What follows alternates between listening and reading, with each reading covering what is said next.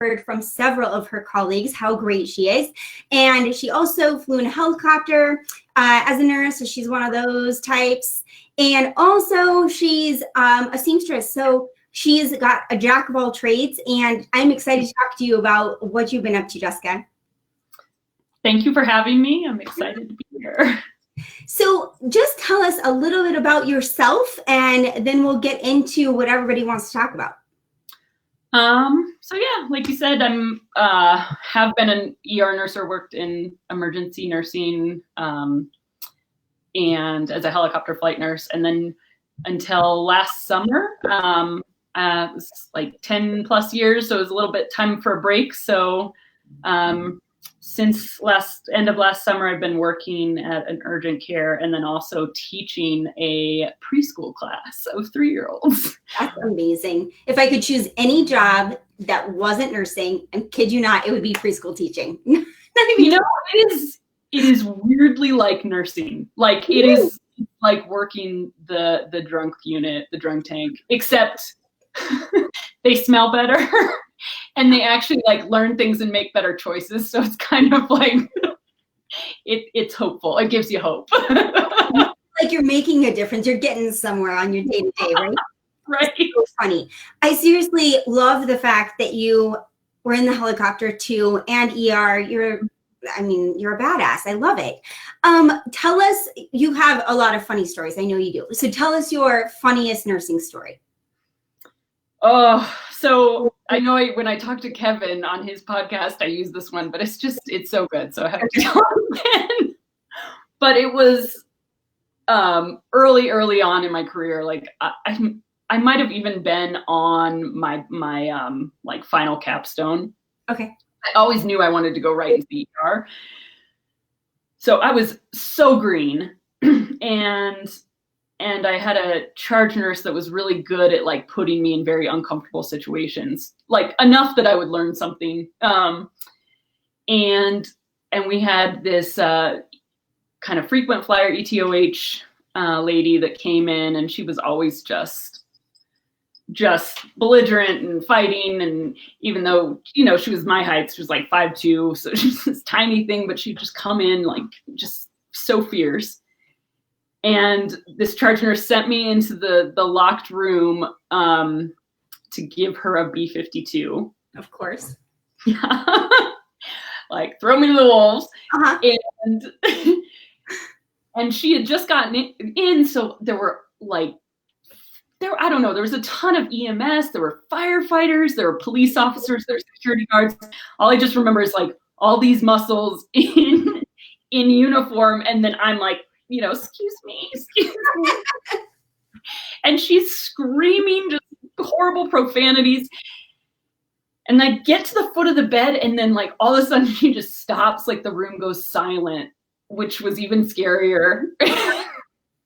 And she was restrained and like kind of like looked up at me and made eye contact, and she was like, I know you. Oh no.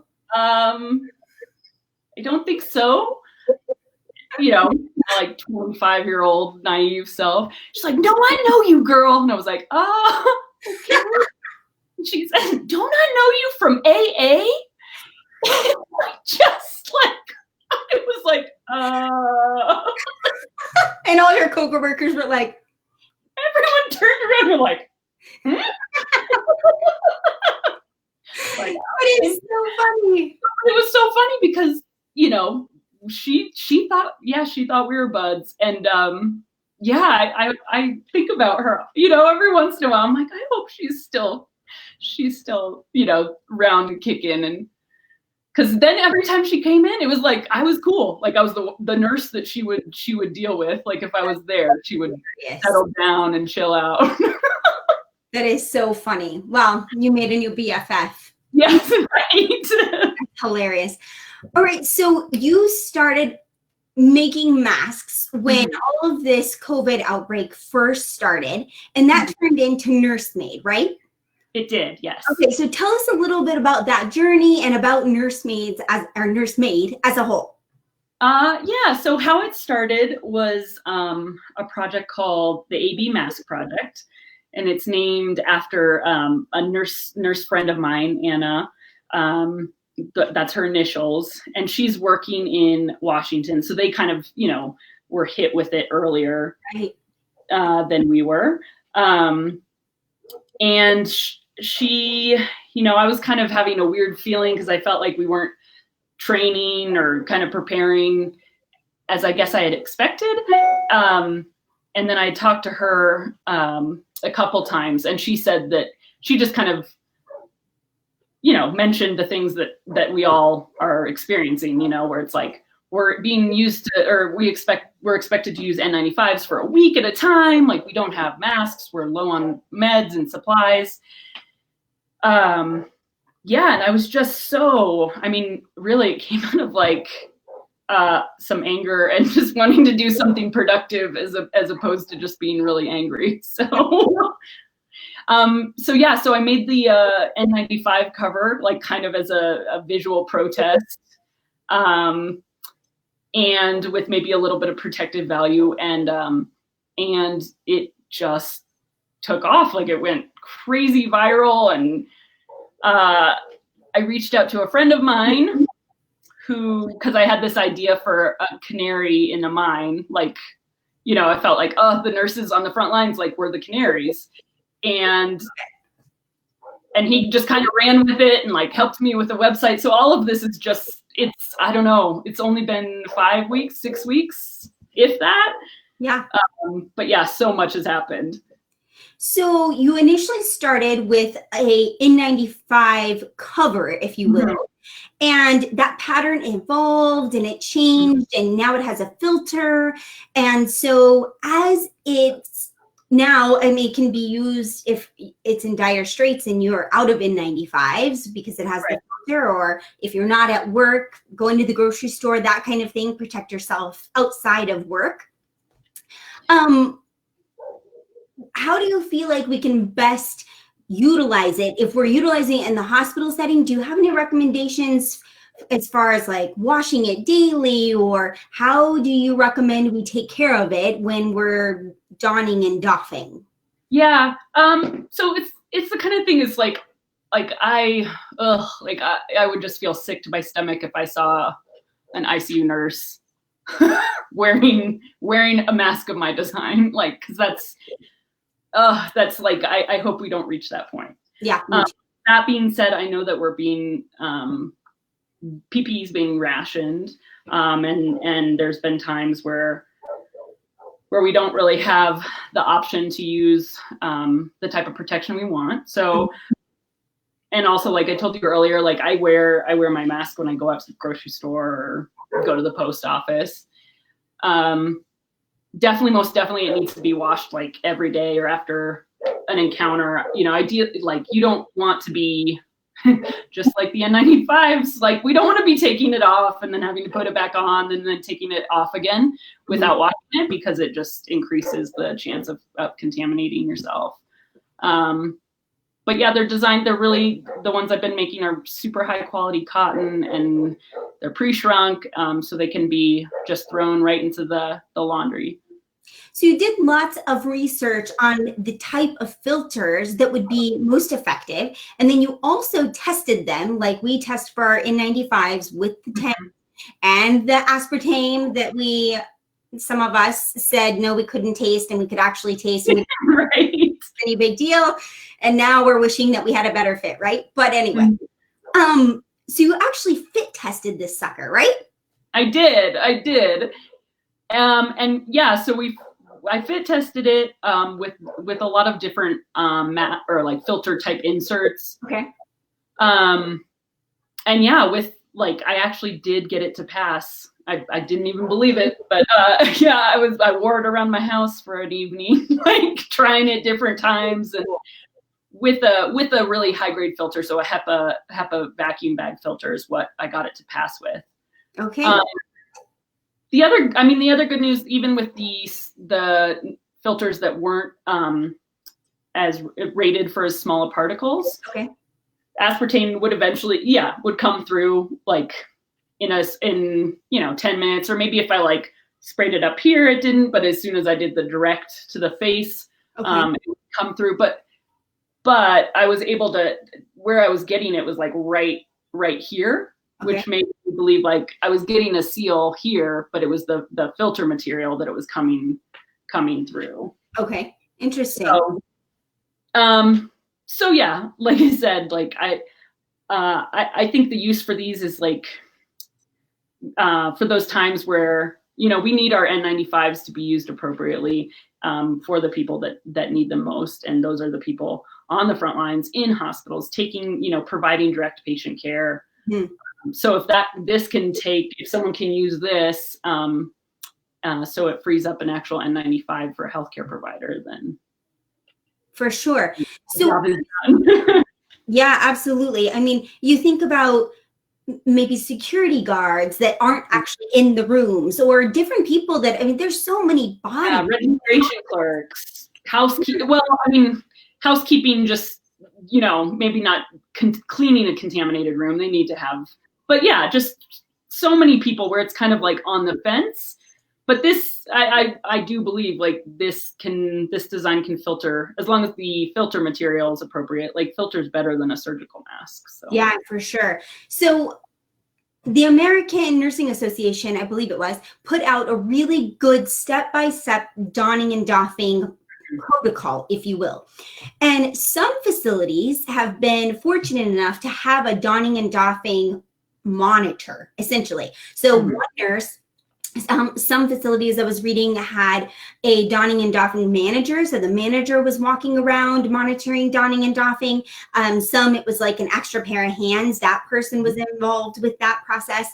Don't you think that's an amazing idea? I mean, especially as we get used to this idea of wearing this PPE for more than just one patient in one encounter. Yeah, it was, I mean, it's interesting because it's like, yeah, it is something that, you know, oh, you put on PPE and you take it off and it seems so intuitive, but there's so many ways to mess it up.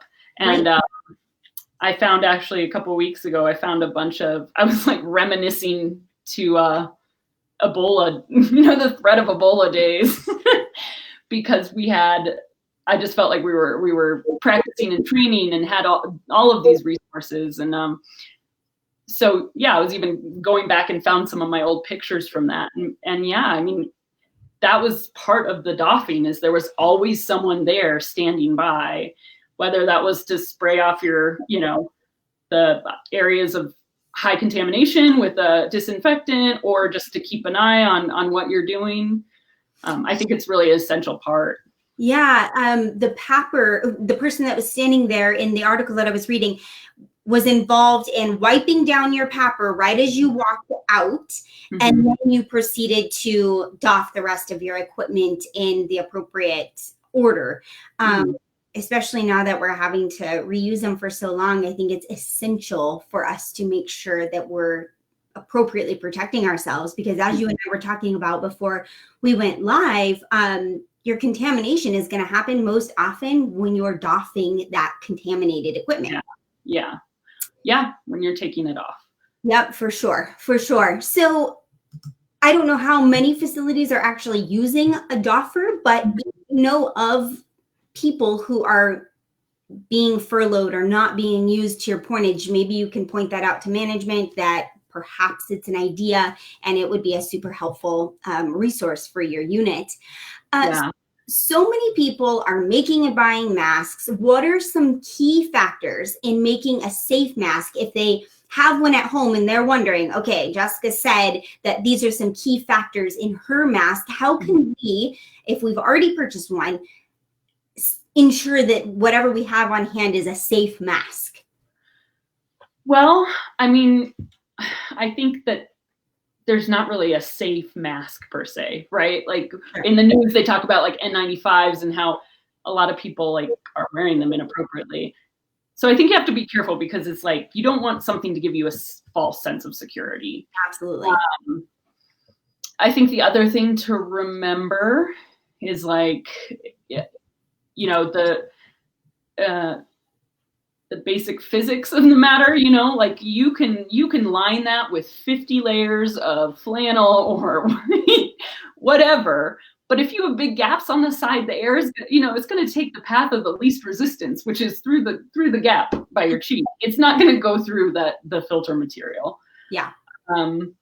Being really aware when you take it on, take it off, like this is where most of the contamination is. So like leaning forward and, you know, dropping it into the washer, or trying not to touch the outside face, cleaning your hands before and after you touch the mask, I think is important. So yeah, absolutely. So with your pattern, if people already have some supplies at home, is there something, I looked at your website and I saw really great specifics, and your detailed step-by-step is amazing. Where do you suggest people buy the most, I guess, high quality or best material to create these masks? Well, like, it's amazing the things that, I think there's so many things in the world right now, like we all just used to take for granted, and now it's, you know, Amazon sold out. The non-woven interfacing, which I've been including in my masks, I think is big. It's non-woven. It's a blown plastic kind of, that's essentially one of the same materials that's used in both surgical masks and N95s. Okay. And that's used in sewing as just like as a stabilizer for fabric. So I think if you can get your hands on that, call me, because I'll buy it from you for 10 times what you paid for it. Nice. But I think local quilt shops, you know, Joann, Amazon, like you can't get anything online. So call up your local quilt shop. 100% cotton, like a tight weave, batik fabric is really tightly woven.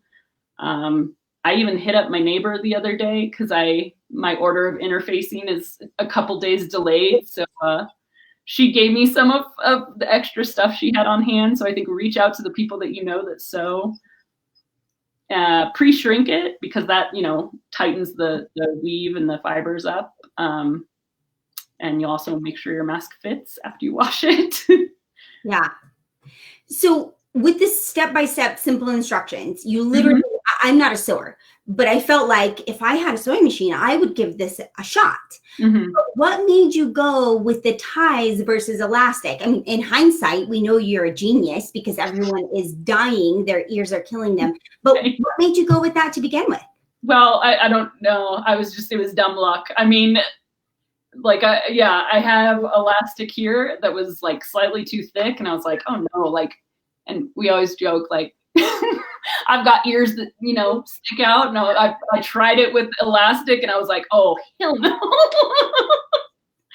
So, but also I knew like elastic gets kind of expensive, and it's not scalable. Like the supplies were already starting to be harder and harder to get. So I wanted something that was like, you know, could be made with fabric. And also then quickly I realized like it just ensures such a better fit, like for all different shapes and sizes of faces with the ties. So yeah, so true. So when I first found out about you, you were using a GoFundMe to raise money for this initial kickoff. Is that GoFundMe still active?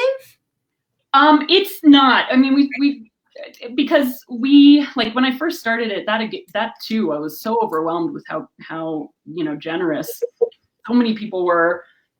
I made a little, like, went through and what we bought. Like, we bought 70 yards of fabric, 3 ironing board covers. My iron took a crapped out on me, so bought another iron. Postage to send masks to all across New Mexico, Washington, Oregon, New York City, California, Florida.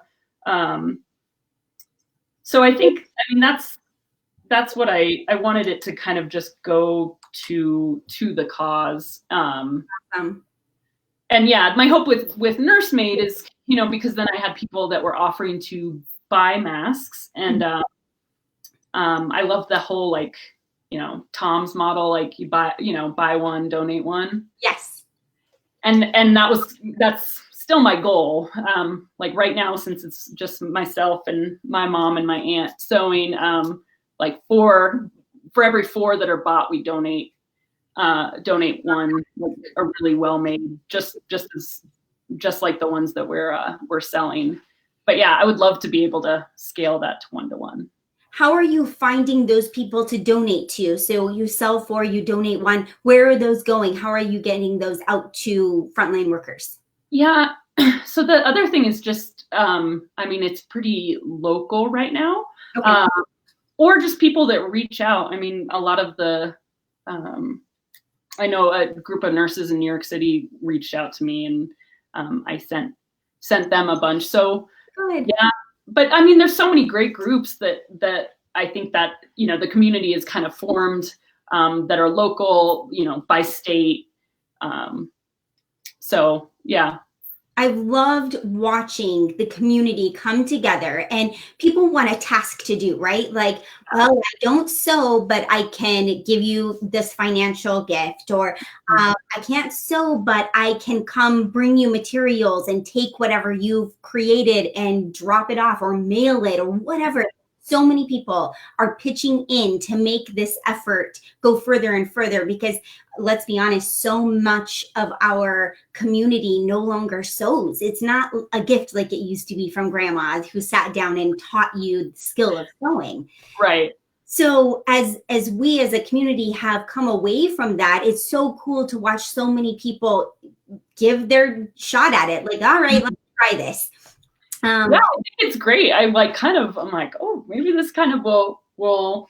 I've heard from people that it got them back into sewing, or like, hell, I ordered my first machine. Let's see how this goes. And it's a cool skill. I mean, it's enjoyable. I also think it's good because, you know, so my aunt, my mom, and my nana, so my mom's side of the family, those are, yeah, like who taught me to sew. And it's been really good. You know, my aunt is non-medical, but she's, yeah, like there's so many people that are at home and they don't feel like they want to do something, but this is something that they can do to show solidarity, to kind of communicate that, you know, they care and they're thinking about the frontline healthcare workers. And it's something tangible, not just like thoughts and prayers, you know, but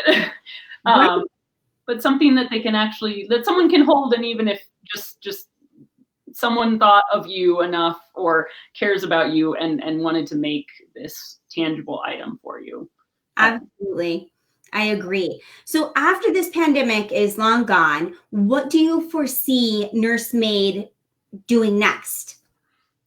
Well, I think, like I told you, I'll either never sew again, but I've just been like, I've really been into this. I mean, when I say I sewed before, I was not, I don't know, I quilted some, like I can hem, you know, I'm short, so I'm pretty good at hemming my jeans.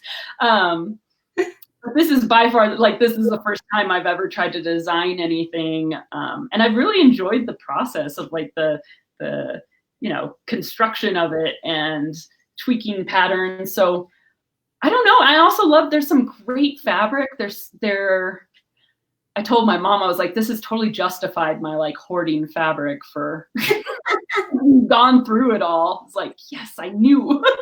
You knew it was going to come to good use one of these days. But there's such incredible, just beautiful fabric out there. And it has not made its way to nurse scrubs at all. Right. Right. Like what we wear, it tends to be, if it's a pattern, I stay away from it. Usually.